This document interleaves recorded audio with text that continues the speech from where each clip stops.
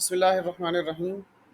نذیر امبالوی بچوں کے ایک پرانے رائٹر ہیں جو سبق آموز کہانیاں لکھتے ہیں۔ ان کی کتاب ہے آزادی کی کہانیاں، جس میں انہوں نے پاکستان کی آزادی اور اس طرح کے موضوعات پر کہانی جمع کی۔ انہی میں ایک کہانی ہے پکڑ۔ فرماتے ہیں موبائل فون کی گھنٹی بجنے پر دلاور نے اسکرین پر نام دیکھا۔ چند ساعتوں بعد وہ فون کان سے لگا کر بغیر کسی تمہید کے بولا، سکندر بتاؤ کیا کام ہو گیا ہے؟ دام بنائے کام، جہاں پیسہ لگ جائے پھر ہر کام ہو جاتا ہے۔ آڈٹ ہو گیا ہے، سب اچھا ہے۔ سکندر کی بات سن کر دلاور نے کہا، تمہارا جیسا تجربہ کار آدمی میرے ساتھ ہو اور میرا کام رک جائے، ایسا بھلا کیسے ہو سکتا ہے؟ شام کو آ جانا اور اپنا حصہ لے جانا۔ کام ایسا ہونا چاہیے کہ پکڑ نہ ہو سکے۔ آج کل سبھی ہمارے محکمے پر نظریں لگائے بیٹھے ہیں، پکڑ بھلا کون سکتا ہے؟ سب کو حصہ ملتا ہے۔ میں شام کو نہیں آؤں گا، کل انشاءاللہ آتا ہوں، اب اجازت چاہتا ہوں۔ ٹھیک ہے، کل آ جانا۔ یہ کہہ کر دلاور نے فون بند کر دیا۔ دلاور کے والد ہدایت اللہ ایک طرف بیٹھے بظاہر تو کتاب پڑھ رہے تھے، مگر اپنے بیٹے کی سکندر کے ساتھ ہونے والی گفتگو کے مفہوم کو بھی اچھی طرح سمجھ رہے تھے۔ دلاور اب وہاں زیادہ دیر ٹھہرنا نہیں چاہتا تھا۔ وہ کمرے سے نکلنا ہی چاہتا تھا کہ اس کے والد نے اسے گھورا۔ آپ مجھے اس طرح کیوں گھور رہے ہیں؟ تم اچھی طرح جانتے ہو کہ میں ایسا کیوں کر رہا ہوں۔ سکندر کے ساتھ مل کر کیا حرکت کی ہے؟ ہدایت اللہ کا لہجہ تلخ تھا۔ ابا جی، میں نے کچھ نہیں کیا۔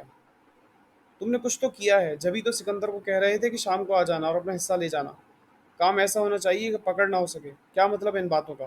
بولو، جواب دو۔ میں اس بارے میں کچھ نہیں بتا سکتا۔ آپ اپنے کام سے کام رکھا کریں، کھائیں پئیں اور اللہ اللہ کیا کریں۔ میرے معاملات میں آپ کو دخل اندازی کی کوئی ضرورت نہیں ہے۔ کہ تم کہہ رہے ہو دلاور حسین، تم غلط راستے پر چلو اور میں تمہیں روکوں بھی نہیں؟ یہ نہیں ہو سکتا۔ تم پکڑ کے راستے پر چل رہے ہو، پکڑے جاؤ گے۔ ابا جی بس کریں، میں آپ کی روز روز کی نصیحتوں سے تنگ آ گیا ہوں۔ دلاور کی آواز اتنی بلند تھی کہ کمرے کے دروازے کے پاس کھڑا دانیال چونک کر رہ گیا تھا۔ اس کے کمرے کی طرف بڑھتے قدم رک گئے تھے۔ دانیال کو دیکھ کر دلاور چونکا۔ تم یہاں کھڑے کیا کر رہے ہو؟ یہ تو تمہارے ٹیوشن جانے کا وقت ہے۔ ٹیوشن کیوں نہیں گئے؟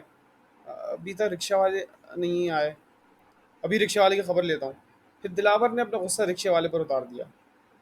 دانیال خاموشی سے کھڑا ساری باتیں سن رہا تھا۔ تم اور حریم تیار ہو جاؤ، رکشے والا تھوڑی دیر میں آ جائے گا۔ دانیال کا وہاں ٹھہرنا ممکن نہ تھا۔ وہ دادا جان سے ملے بغیر حریم کے ساتھ ٹیوشن جانے کے لیے تیار ہو گیا۔ ٹیوشن جاتے ہوئے دانیال نے حریم کو بتایا کہ ابو کس لہجے میں دادا جان سے بات کر رہے تھے۔ حریم کو یقین نہیں آ رہا تھا کہ ابو ایسا بھی کر سکتے ہیں۔ اگست کے مہینے کا آغاز ہوتے ہی ہدایت اللہ کا چھوٹا بیٹا خابر انہیں لینے آ گیا تھا۔ ہدایت اللہ اگست کا پورا مہینہ اپنے آبائی گھر میں گزارتے تھے۔ قیام پاکستان کے وقت وہ اپنے دادا اور والد کے ساتھ جب پاکستان ہجرت کر کے آئے تو انہیں یہ مکان الاٹ ہوا تھا۔ چند سال قبل دلاور نے ایک نئی ہاؤسنگ سوسائٹی میں نیا گھر بنایا تو وہ اس کے اصرار پر وہاں چلے گئے تھے۔ وہ اکثر قیام پاکستان کے واقعات بچوں کو سناتے۔ پرانے محلے کی باتیں سن کر بچے حیرت کا اظہار کرتے کہ ایسا بھی ہوتا تھا۔ خاص طور پر خوشی اور غم کے موقع پر محلے دار جس طرح مل کر کام کرتے تھے، اس کی مثال اب نہیں ملتی تھی کرتے۔ رمضان المبارک اور عیدین کے موقعوں پر سب ایک ہو جاتے اور اس طرح کی دیگر چیزوں میں بھی سب مل جل کر کام کرتے۔ دانیال اور حریم دلچسپی سے ان کی باتیں سنتے۔ ہدایت اللہ جب دلاور کے ساتھ نئے گھر میں آئے تو انہوں نے کہا تھا کہ وہ اگست کا مہینہ آبائی گھر میں گزاریں گے۔ دلاور کو بھلا اس پر کیا اعتراض ہو سکتا تھا؟ دادا جان نے جب بچوں کو اگست میں آبائی گھر کے قریب ایک میدان میں آزادی میلے کے لگائے جانے کے بارے میں پہلی بار بتایا تو دانیال نے پوچھا تھا، دادا جان وہاں کیا ہوتا ہے؟ وہاں بچوں کی دلچسپی کی ہر چیز ہوتی ہے۔ جھولے، اونٹ کی سواری، کھانے پینے کی اشیاء کے سٹالز، رنگ برنگے غبارے، آئس کریم کے سٹالز، لہو گرما دینے والے ملی نغمے۔ وہاں بچوں کے درمیان مصوری کے مقابلے، تقاریر اور ملی نغموں کا بھی مقابلہ کروایا جاتا ہے۔ دادا جان بولتے جا رہے تھے اور بچے دلچسپی سے ان کی باتیں سن رہے تھے۔ ہم اس مرتبہ ضرور آزادی میلے میں جائیں گے، دانیال اور حریم نے ایک زبان ہو کر کہا۔ سکندر نے ایک لفافہ میز پر رکھتے ہوئے دلاور کو مخاطب کیا، گن لو، تم اعتبار والے آدمی ہو، رقم پوری ہوگی۔ سکندر سب کچھ ٹھیک ہے نا؟ تم فکر کیوں کرتے ہو؟ یہ کام ہمارے لیے نیا تو نہیں ہے، کوئی پہلی دفعہ کر رہے ہیں ہم کیا جو ہمیں پکڑ کا خوف ہو؟ ہر ایک کو برابر حصہ مل رہا ہے، سکندر مسکرا کر بولا۔ اس مرتبہ گاڑی بدلنے کا ارادہ ہے، 2 سال سے ایک ہی گاڑی چلا رہا ہوں، دلاور نے رقم اپنے قبضے میں کرتے ہوئے کہا۔ چند دنوں بعد ایک نئی گاڑی گھر میں موجود تھی۔ وہ اس گاڑی میں سوار بچوں کو لے کر آبائی گھر گیا تو بچوں نے میدان کو دیکھ کر شور مچایا، ابو ابو اس میدان میں آزادی کا میلہ لگتا ہے، ہم اس سال آزادی میلے میں آئیں گے۔ دانیال پرجوش انداز میں بولا، آپ بھی دادا جان کے ساتھ اس میلے میں آتے تھے اور مزیدار برفی کھاتے تھے، ہے نا؟ حریم کی بات سن کر دلاور نے مسکرا کر کہا، آپ کو سب کچھ پتہ ہے؟ یہاں کی برفی پہلے تو بہت مزیدار ہوتی تھی، اب مجھے نہیں معلوم کہ یہاں برفی ہوتی بھی ہے یا نہیں۔ اس سال میں بھی آپ لوگوں کے ساتھ اس میلے میں آؤں گا اور مزیدار برفی کھاؤں گا۔ دانیال درمیان میں بولا۔ نئی گاڑی دیکھ کر ہدایت اللہ کو خوشی نہیں ہوئی تھی، وہ جانتے تھے کہ ان کے بیٹے کی کتنی تنخواہ ہے، وہ اتنی مہنگی گاڑی خرید ہی نہیں سکتا تھا۔ مت کرو ایسا، ڈرو اللہ تعالیٰ کی پکڑ سے۔ ہدایت اللہ نے دلاور کو ایک طرف لے جا کر اتنا کہا تو ہمیشہ کی طرح تلخ لہجے میں بولا، میری ترقی آپ کو ایک آنکھ نہیں بھاتی، مجھے کوئی نہیں روک سکتا، مجھے کوئی نہیں پکڑ سکتا، ہر کوئی ایسے ہی پیسے کما رہا ہے، میں اب دوبارہ یہاں نہیں آؤں گا اور میں تمہارے گھر واپس نہیں جاؤں گا۔ ہدایت اللہ نے بھی اپنا فیصلہ سنا دیا۔ محکمہ موسمیات نے موسم گرما کے آغاز ہی میں شدید بارشوں کی پیشن گوئی کر دی تھی۔ مونسون بارشوں کے بارے میں بھی قبل از وقت شروع ہونے کے بارے میں بتایا گیا تھا۔ جون کے آخری ہفتے سے بارشوں کا آغاز ہوا جو وقفے وقفے سے جاری رہیں۔ جب بھی بارش ہوتی دلاور اپنے دوست سکندر کو لے کر پرانی بستی میں چلا جاتا۔ وہ پانی دیکھتا اور گھبرا جاتا۔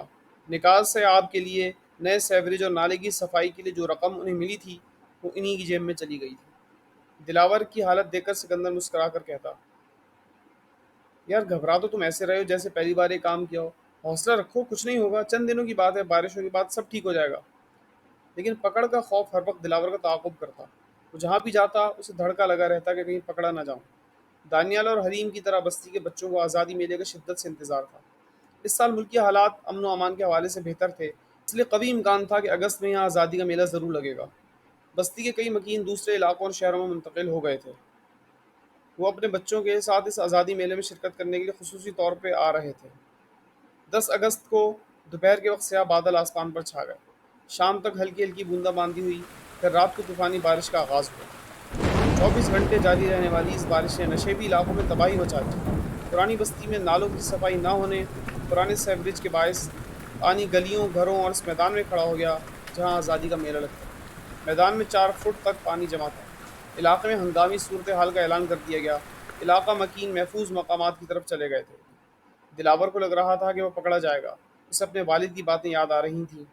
میڈیا میں بارش سے ہونے والی تباہی کا خوب چرچا رہا، تجزیے کیے گئے، لوگوں کی مالی امداد بھی کی گئی۔ پھر بارش رکتے ہی سب خاموش ہو گئے، پکڑ کا عمل شروع نہ ہو سکا۔ دلاور کا خوف بھی کسی قدر جاتا رہا۔ میدان سے اگرچہ پانی نکال دیا گیا تھا مگر وہ اس قابل نہیں رہا تھا کہ وہاں آزادی کا میلہ لگایا جاتا۔ 14 اگست کو دلاور اپنی نئی گاڑی میں بچوں کو لے کر سفاری پارک گیا۔ بچوں کو وہاں بالکل بھی مزہ نہیں آیا۔ وہ راستے پر دادا جان کا شور مچاتے رہے، آزادی میلے کے میدان کو دیکھنا چاہتے تھے۔ بچوں کی خواہش پر دلاور نے گاڑی کا رخ پرانی بستی کی طرف کر دیا۔ اب بھی بارش سے ہونے والی تباہی وہاں دیکھی جا سکتی تھی۔ جب وہ میدان کی طرف بڑھے تو وہاں بہت سے بچے آزادی کا میلہ نہ لگنے کے باعث اداس کھڑے تھے۔ ان اداس بچوں میں اب دانیال اور حریم بھی شامل ہو گئے۔ دلاور میں اتنی ہمت نہیں تھی کہ وہ ان بچوں سے آنکھ ملا سکتا۔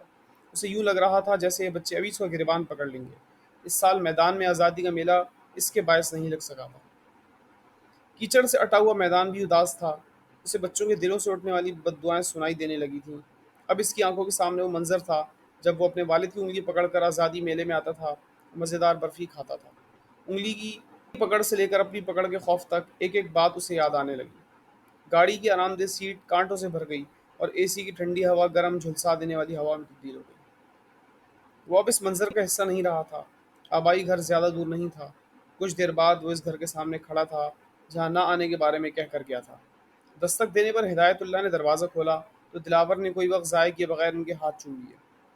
میں آپ کی انگلی پکڑنے آیا ہوں، شاید اس طرح میں اللہ تعالیٰ کی پکڑ اور بچوں کی بد دعاؤں کی پکڑ سے بچ جاؤں۔ مجھے اپنی انگلی پکڑنے کی اجازت دے دیں، میں اب ویسا ہی کروں گا جیسا آپ چاہتے ہیں۔ دلاور اپنے بچوں کے سامنے بچوں کی طرح رونے لگا۔ پھر ہدایت اللہ اپنے بیٹے کی انگلی پکڑ کر پولیس اسٹیشن کی طرف چل پڑا تاکہ اس کا بیٹا اپنے جرم کی سزا کاٹ کر وطن کا بیٹا بن جائے۔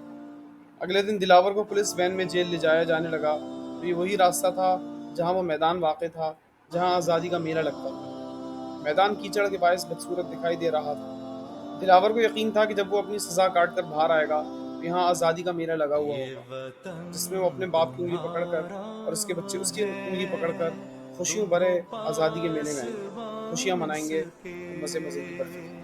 یہ چمن تمہارا ہے، تم ہو نغمہ خواں اس کے، یہ وطن تمہارا ہے، پاسباں اس کے، یہ چمن تمہارا